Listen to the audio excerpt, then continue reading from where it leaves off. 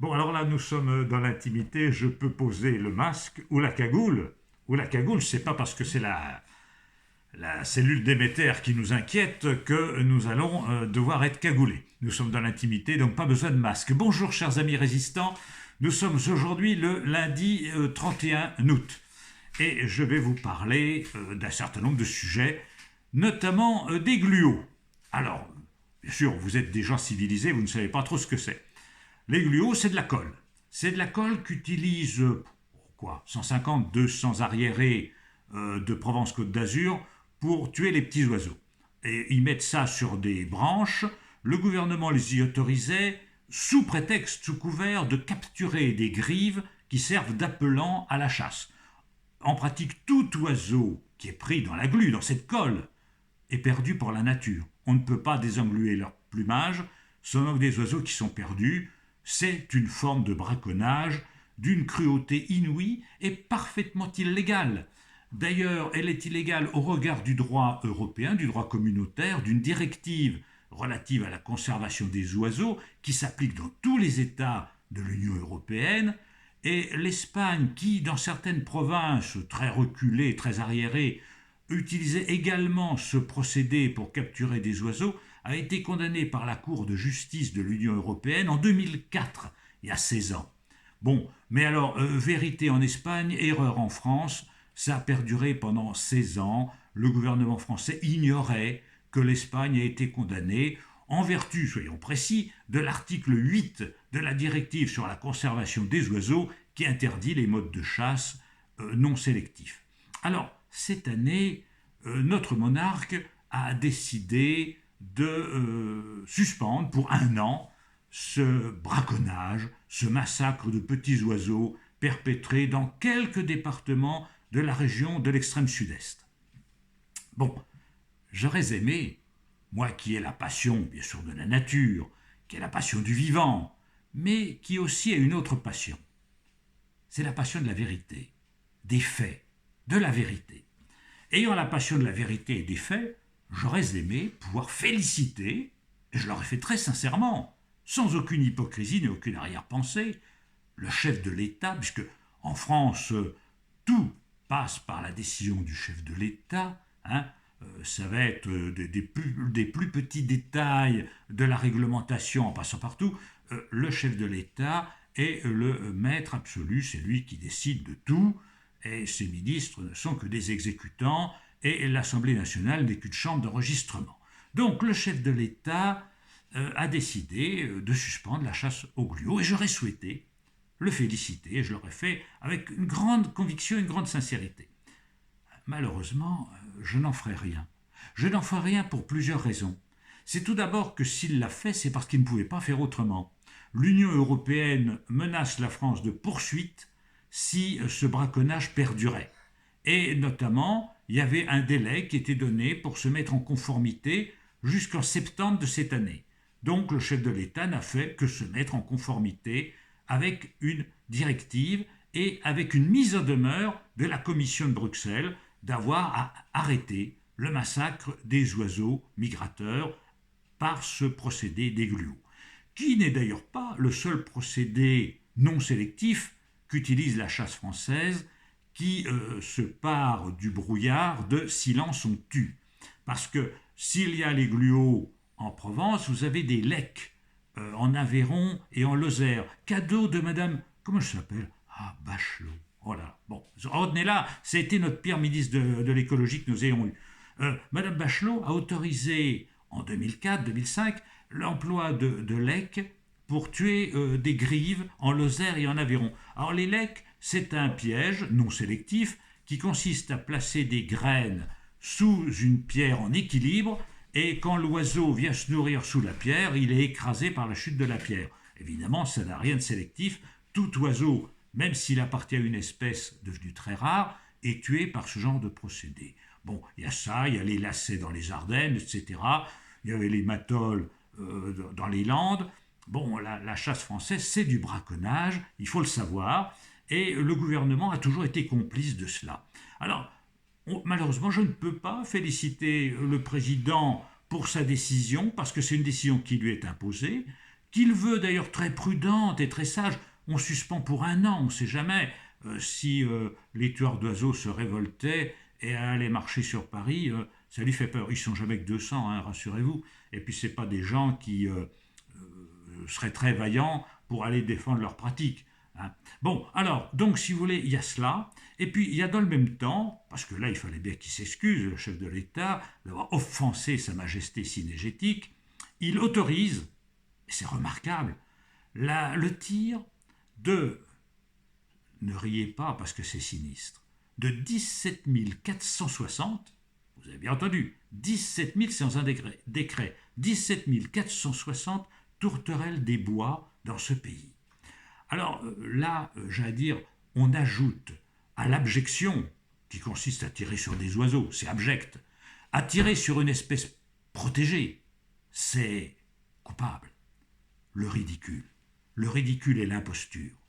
Comment voulez-vous que des agents contrôleurs, ou même les braconniers, puissent savoir: ah tiens, dans les Landes, on a tiré le 17e, 460e oiseau de l'espèce, donc moi, dans Charente-Maritime, braconnier de Charente-Maritime, je dois immédiatement m'arrêter. Ah, ça y est, 17 460 tourterelles ont été tuées ce matin. Le quota est atteint aujourd'hui même à 8 heures du matin. Et moi, à 9 heures, je ne peux pas tirer la 17 461e tourterelle.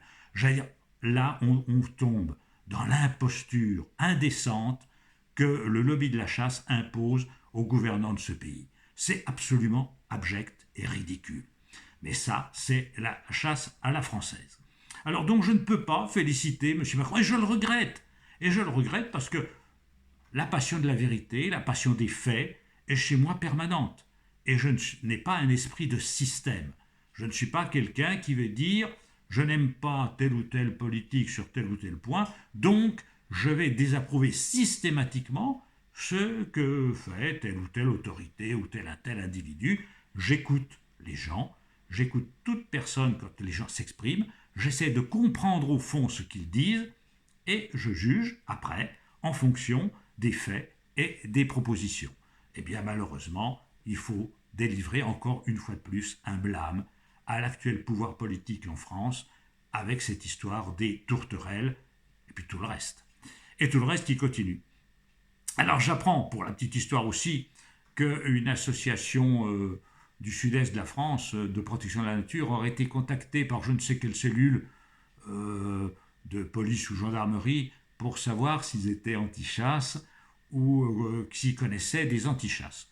Eh bien moi je peux répondre à cette cellule en disant que j'ai été vice-président du Rassemblement des opposants à la chasse de 1980 à 1995, association que présidait alors l'éminent et sage professeur Théodore Monod de l'Académie des sciences, et que j'ai l'honneur d'être opposant à la chasse comme 80% des Français. Donc s'ils veulent ficher les opposants à la chasse, merci de me mettre en tête, hein. Et puis comme dirait Victor Hugo, s'il en restait qu'un, je serais celui-là, mais je ne me sens pas seul. Je pense qu'actuellement on a une majorité dans ce pays très très très très large.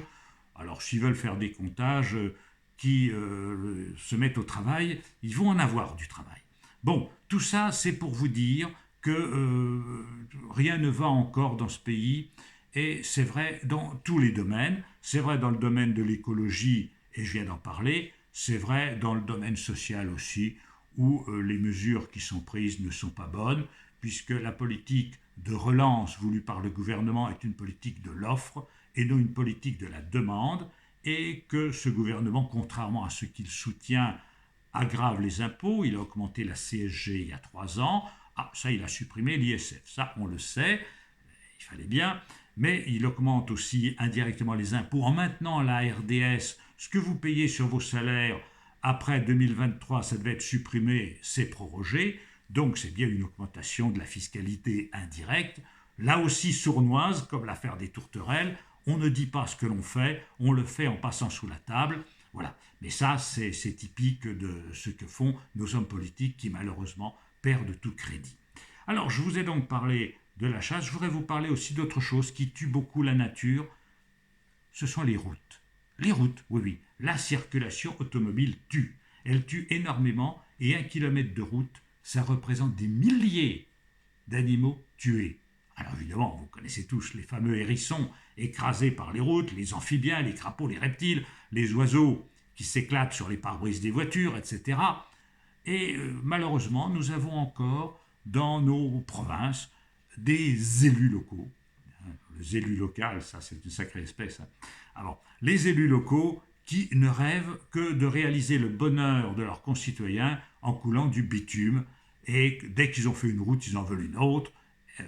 Il ferait mieux d'entretenir celles qu'ils ont déjà plutôt que d'avoir à en créer de nouvelles. Et alors, je vous en parle parce que dans un département que je connais bien pour y vivre, c'est le département de la Dordogne, il y a une guerre clochemerlesque autour d'une route d'un petit village qui s'appelle Bénac. Alors Bénac, ça se situe dans la vallée de la Dordogne, qui est une vallée classée, préservée, qui a encore la chance d'être une zone naturelle. C'est agréable, la Dordogne, on y vit bien. Et les élus locaux, le président du département, avait idée de dire, l'été, il y a des embouteillages, parce que l'été, il y a des touristes en Dordogne, bien sûr. C'est agréable, les gens y viennent voir Charlat. C'est un pôle touristique.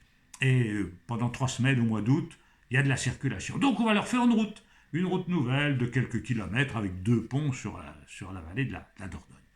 Après tout, un élu, c'est légitime, a le droit d'avoir des opinions. Il a le droit de penser qu'effectivement, c'est très bien de faire une route à cet endroit-là. Et puis il y a des gens qui pensent tout aussi légitimement que c'est pas bien et qu'il vaut mieux préserver la vallée, la conserver pour les générations futures, parce que quand on a détruit un site, c'est pas évident de le restaurer après. D'enlever une route, c'est pas très facile. Donc quand on a créé des ouvrages comme ça, la destruction, elle n'est pas pour 1 an, ni pour 2 ans, ni pour 10 ans, elle est pour très longtemps. Donc des associations se sont battues pour obtenir que l'arrêté préfectoral qui autorisait ce genre de travaux soit annulé. Et là, je dois dire une chose, c'est que les tribunaux administratifs, unanimement, le tribunal administratif, la cour administrative d'appel, puis le Conseil d'État, qui ont été saisis successivement par le président du département de la Dordogne, ont annulé cet arrêté préfectoral. Bon, je pense que c'est une querelle normale. Nous sommes dans un état de droit.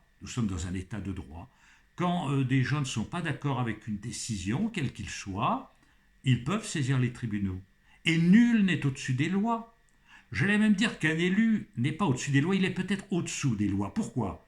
Parce qu'il a plus de devoirs que les autres. Et notamment le devoir de porter la République, de porter les principes de la République, de porter les principes de l'état de droit. Et moi, si j'étais élu, je sentirais beaucoup plus de devoirs que de droits. Je ne suis pas élu et je ne suis pas candidat. Donc, c'est pas mon problème. Alors, mais voilà, il y a des élus qui considèrent qu'ils sont un peu au-dessus des lois parce que comme ils ont été élus, finalement, c'est eux qui décident des choses et leurs décisions s'imposent. Eh bien non, parce qu'il peut y avoir des désaccords et dans une société civilisée, on a prévu qu'il y a des tribunaux qui sont compétents pour dire qui a raison, qui a tort. Et quand un tribunal a dit quelque chose, on peut être content. Et là, les protecteurs de la nature sont contents parce que le Conseil d'État a dit pas de route, route nouvelle. Parce qu'il y en a déjà, mais une route nouvelle dans cet endroit. Donc les protecteurs de la nature sont contents. Le porteur du projet n'est pas content et c'est légitime. Moi, je le comprends aussi. Mais quand c'est dit, c'est dit.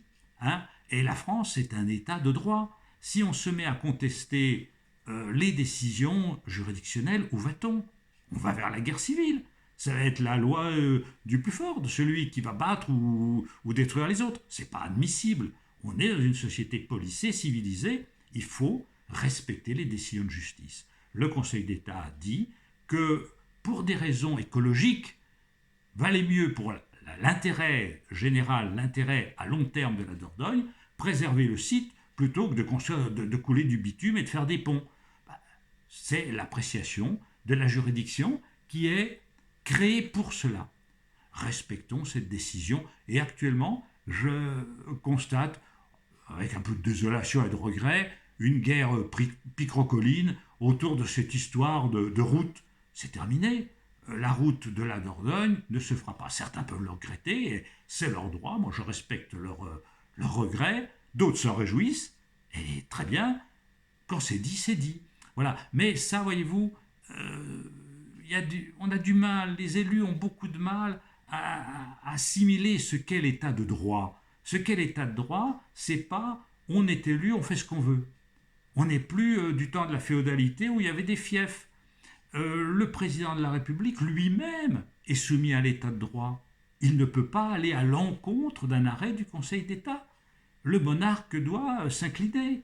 Comme je le disais précédemment, quand le roi Louis XV voulait faire enregistrer un de ses édits, il tenait ce qu'on appelait un lit de justice, c'est-à-dire qu'il allait devant le Parlement de Paris pour obliger le Parlement à enregistrer ses édits.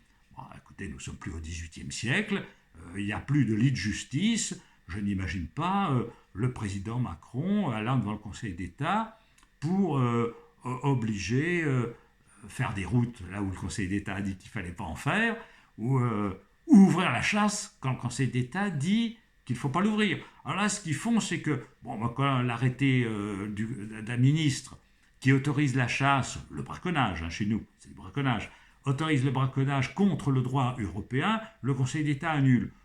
Le ministre s'incline immédiatement, mais l'année suivante, il réitère l'infraction. Mais ça, c'est le discrédit qui s'attache aux hommes politiques. Voyez. Bon, alors, écoutez, je crois qu'il faut être très vigilant, il faut rester très calme face à tout cela, il faut faire prévaloir l'intérêt général, toujours, et avoir ces passions qui sont les nôtres, qui sont les miennes, passion de la nature, passion du vivant, passion de la justice sociale, passion des faits et de la vérité. Et la vérité, voyez-vous, se porte bien mal dans ce monde, d'où l'incrédulité des gens, d'où le malaise dans la société dont je vous parlais lors de mes précédentes chroniques. Les gens ne croient plus, et je comprends qu'ils ne croient plus, puisque la parole de ces gens-là est une parole discréditée. C'est une parole dans laquelle, quand leurs petits intérêts ou les intérêts des lobbies ou de ceux de leur entourage personnel est contrarié, ils essaient de forcer l'état de droit, où ils mentent, où ils trichent. Alors écoutez, essayons d'être vrais.